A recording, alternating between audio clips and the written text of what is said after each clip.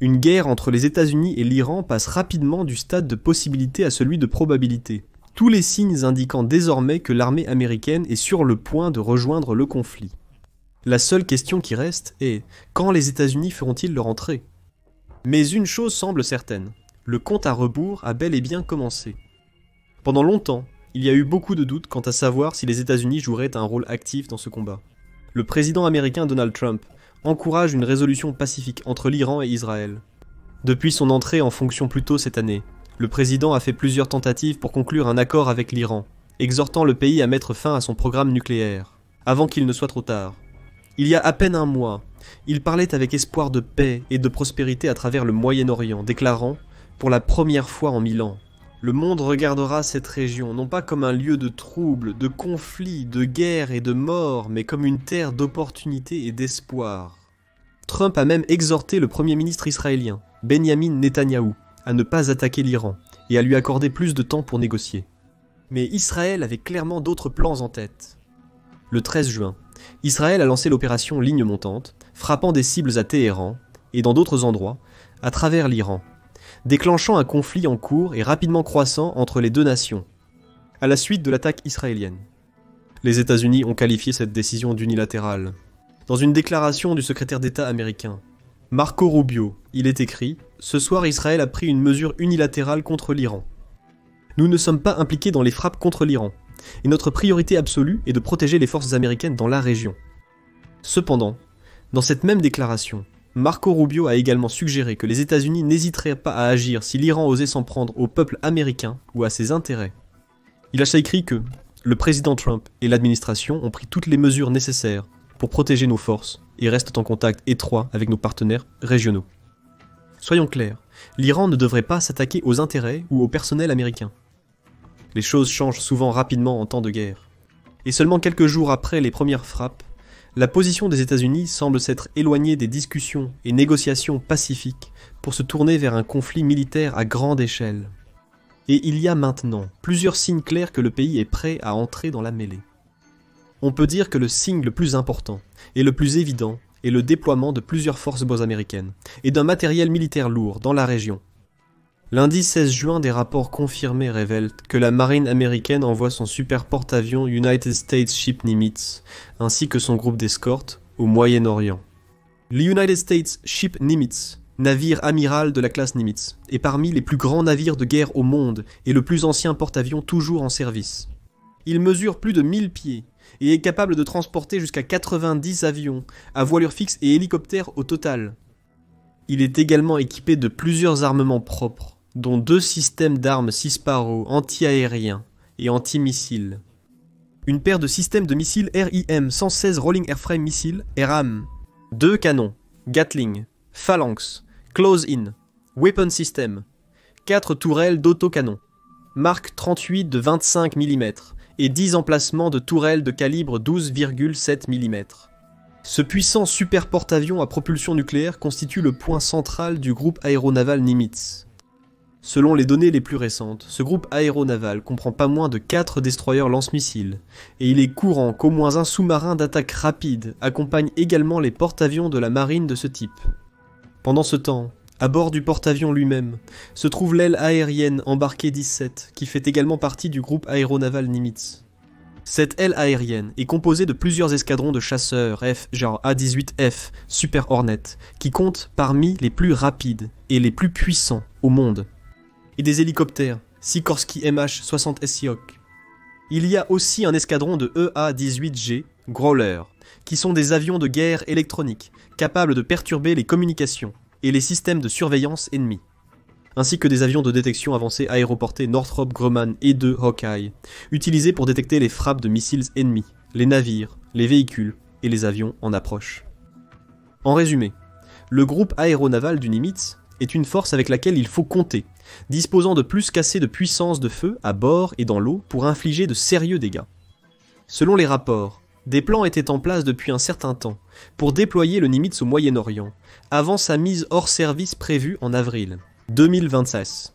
Cependant, ces plans ont été avancés, le Nimitz ayant effectué le voyage plusieurs mois plus tôt que prévu, selon Jennifer Griffin, correspondante principale à la sécurité nationale pour Fox News, qui a écrit sur X Le groupe aéronaval américain du Nimitz se dirige vers le Moyen-Orient depuis la mer de Chine méridionale, a déclaré un responsable américain à Fox News.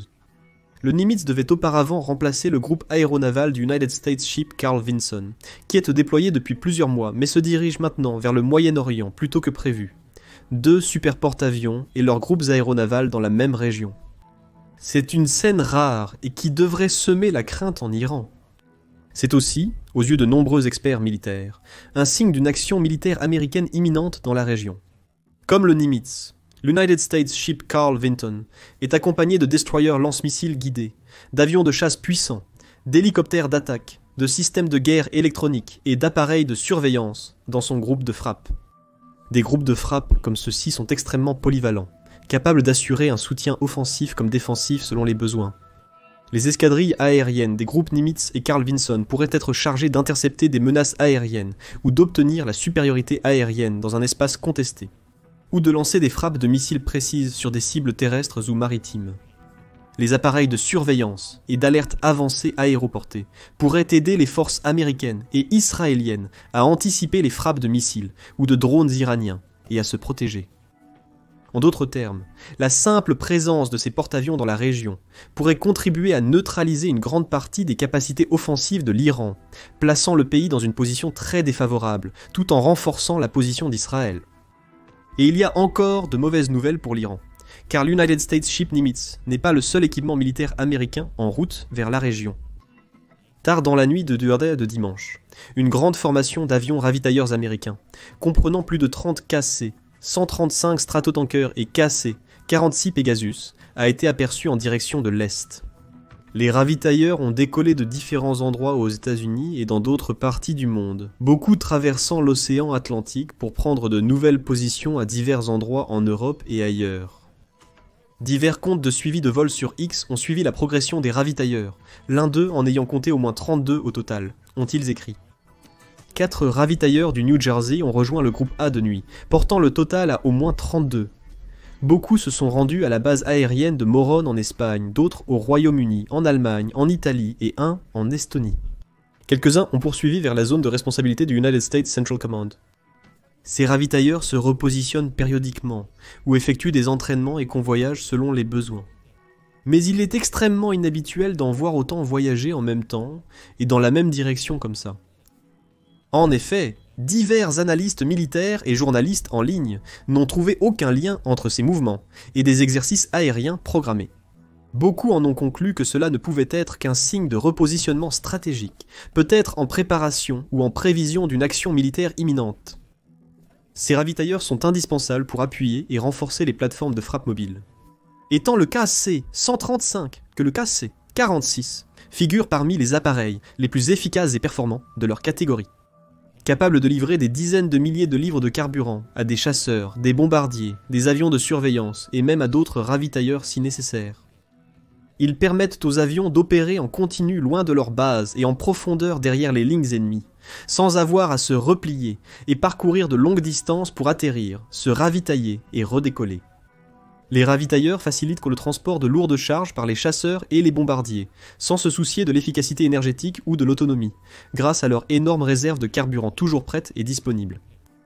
Ceci est inestimable lorsqu'il s'agit de mener des manœuvres militaires étendues et percutantes loin de la patrie. Cela facilite grandement la tâche des forces aériennes, pour maintenir la pression sur leurs cibles et dominer le ciel sans interruption. Ces derniers jours, des destroyers comme l'United States Ship Thomas Hübner, l'United States Ship Arleigh Burke et l'United States Ship The Sullivans ont également fait route vers la mer Méditerranée orientale. Selon les rapports, l'Arleigh Burke et The Sullivans ont déjà aidé à défendre Israël en lançant des intercepteurs de missiles. Les États-Unis ont également fourni un soutien terrestre à Israël, possiblement sous la forme de batteries de missiles solaires Patriot ou de systèmes Terminal High Altitude Area Defense, De plus, il y a un peu plus d'une semaine, le 9 juin, le président ukrainien, Volodymyr Zelensky, a révélé que les États-Unis avaient redirigé environ 20 000 missiles anti-drones, qui étaient initialement destinés à l'Ukraine, vers le Moyen-Orient. Ces missiles seraient probablement utilisés pour aider à défendre Israël contre les frappes de missiles iraniennes. Bien que les rapports détaillés et les déclarations officielles soient rares pour le moment, les preuves sont évidentes. Les États-Unis prennent les mesures nécessaires pour soutenir Israël et se préparer à une action militaire en Iran. Une récente déclaration du département d'État publiée le 16 juin renforce cette théorie. Elle met en garde tous les citoyens américains contre les voyages en Iran, en demandant à ceux qui s'y trouvent déjà de partir immédiatement ou de se préparer à se mettre à l'abri. Les citoyens américains ne doivent se rendre en Iran pour aucune raison, et doivent quitter l'Iran immédiatement s'ils s'y trouvent. Les citoyens américains en Iran qui ne peuvent pas partir doivent se préparer à un long confinement sur place. Les citoyens américains en Iran sont confrontés à des dangers graves et croissants en raison de la montée des tensions régionales. Le gouvernement américain n'a pas de relations diplomatiques ou consulaires avec la République islamique d'Iran. Peu de temps après la publication de cette déclaration, le secrétaire à la défense américain Pete Hegseth a partagé sa propre déclaration sur X. Ce week-end, j'ai ordonné le déploiement de capacités supplémentaires dans la zone de responsabilité du commandement central des États-Unis. La protection des forces américaines est notre priorité absolue, et ces déploiements visent à renforcer notre posture défensive dans la région. Et peut-être que l'avertissement le plus inquiétant de tous est venu de l'homme le plus puissant de la planète, le président Trump. Le président assistait à un sommet du G7, mais il a choisi de partir plus tôt que prévu. Le président français Emmanuel Macron a affirmé que Trump était parti pour travailler sur un cessez-le-feu entre l'Iran et Israël.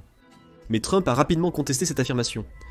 Sur sa plateforme de médias sociaux, Truth Social, le président a publié « Le président en quête de publicité Emmanuel Macron de France a dit cela par erreur. J'ai quitté le sommet du G7 au Canada pour retourner à Washington, afin de travailler sur un cessez-le-feu entre Israël et l'Iran. » Faux! Il ignore pourquoi. Je me rends à Washington, mais pas pour un cessez-le-feu. C'est bien plus crucial. Qu'il le fasse exprès ou non, Emmanuel se trompe toujours. Restez à l'écoute. Trump a également publié un avertissement sévère aux Iraniens, aussi sur Truth Social. L'Iran aurait dû signer l'accord. Je leur ai dit de signer. Quelle honte et quel gâchis de vies humaines. En bref, l'Iran ne peut pas posséder d'armes nucléaires. Je l'ai répété maintes fois. Tout le monde doit immédiatement évacuer Téhéran. On ne peut pas être plus clair que ça. Le président américain, sans la moindre ambiguïté, dit auprès de 10 millions de personnes vivant dans la capitale iranienne qu'elles doivent quitter la région immédiatement. Il n'y a que deux explications probables. Soit les États-Unis disposent de renseignements sur une frappe israélienne imminente contre Téhéran avec un réel risque de victimes civiles, soit les États-Unis eux-mêmes prévoient une attaque contre la ville. L'armée israélienne a repris les affirmations de Trump, avertissant à son tour urgemment la population de Téhéran. Un porte-parole des forces de défense israéliennes a écrit sur X. Dans les prochaines heures, les forces de défense israéliennes opéreront dans la région, comme elles l'ont fait ces derniers jours à travers Téhéran, pour frapper les infrastructures militaires du régime iranien. Votre présence dans cette zone met votre vie en danger. Même maintenant, alors que les frappes de missiles continuent entre Israël et l'Iran, il pourrait encore y avoir du temps pour une résolution rapide du conflit.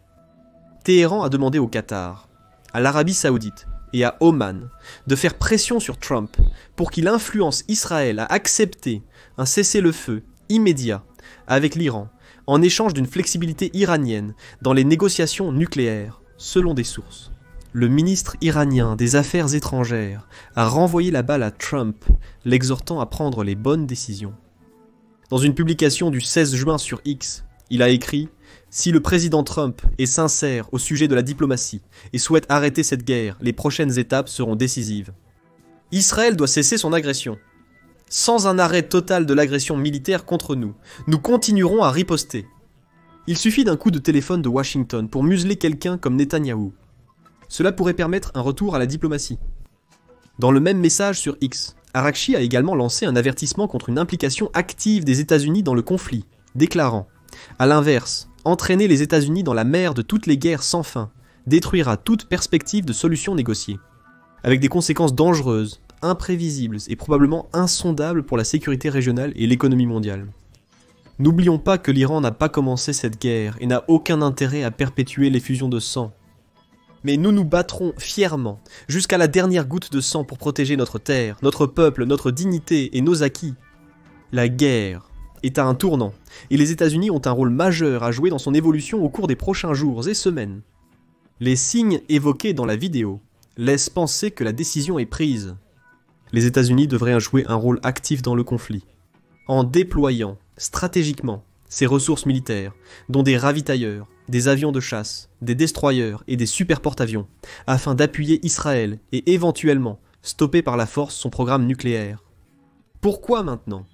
Et pourquoi les États-Unis devraient s'impliquer au lieu de laisser Israël se défendre seul ? Sans déclaration et communiqué officiel, il n'y a que de la place pour la spéculation.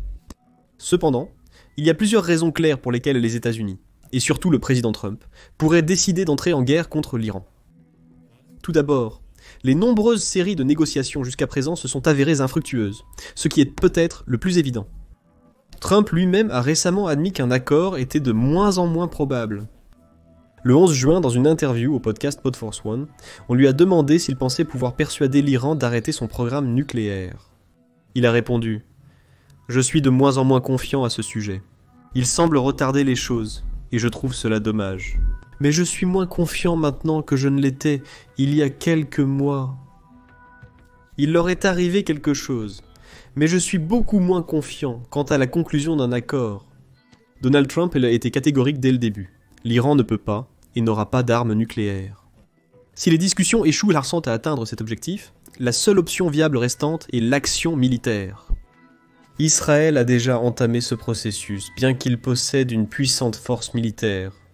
Israël, 15e puissance militaire mondiale selon le Global Firepower, devant l'Iran, n'a pas la puissance de feu pour détruire totalement le programme nucléaire iranien. L'Iran a intelligemment construit plusieurs de ses installations nucléaires, les plus importantes en profondeur sous terre, certaines situées à plusieurs centaines de pieds et d'autres jusqu'à un demi-mile sous la surface. La plupart des bombes larguées par avion n'ont pas la puissance nécessaire pour atteindre des cibles profondément enfouies. Elles peuvent causer beaucoup de dégâts en surface ou à faible profondeur, mais il est peu probable qu'elles fassent une éraflure. Dans le cas des bases iraniennes, souterraines, les plus lourdement fortifiées, les États-Unis disposent cependant d'une arme qui pourrait, du moins en théorie, détruire ces bases. À savoir, la Guided Bomb Unit, 57 AB Massive Ordnance Penetrator ou Massive Ordnance Penetrator. Une bombe anti-bunker guidée de précision qui mesure plus de 6 mètres de long et pèse la somme impressionnante de 13 600 kg. Plus grande et destructrice que toute autre bombe anti-bunker jamais vue. La Guided Bomb Unit 57 n'a jamais été utilisée dans une guerre réelle, mais elle a été testée de manière approfondie. Ces bombes sont tellement grandes qu'elles ne peuvent être déployées que par les plus gros bombardiers, comme les B-2 Spirits. En avril dernier, les États-Unis ont transféré plusieurs Spirits au Moyen-Orient, qui ont ensuite servi lors de missions au Yémen. Aucune bombe Guided Bomb Unit 57 n'a été larguée lors de ces missions, et l'armée américaine dispose d'un nombre inconnu de ces bombes stockées et prêtes à être déployées. Le moment de mettre fin aux ambitions nucléaires de l'Iran par les États-Unis et Israël pourrait être maintenant, comme s'ils le voulaient vraiment. Ils devraient cibler ces installations souterraines, et la Guided Bomb Unit 57 serait la seule option connue pour infliger des dégâts sérieux. Les États-Unis pourraient donc devoir s'impliquer dans le conflit par nécessité. Bien que Trump ait clairement œuvré pour une résolution pacifique du programme nucléaire iranien, il peut maintenant sentir que sa main a été forcée. Il ne reste plus qu'à attendre et voir quand, où et comment les États-Unis choisiront de frapper. Maintenant, jetez un œil à notre analyse d'un scénario catastrophe pour la guerre Iran-Israël, ou découvrez comment Israël a planifié et exécuté l'opération Lion-Levant pour dévaster le programme nucléaire iranien il y a seulement quelques jours. Et n'oubliez pas de vous abonner à notre chaîne Trusted News pour plus de rapports détaillés et de mises à jour informatives sur la guerre au fur et à mesure que la situation évolue.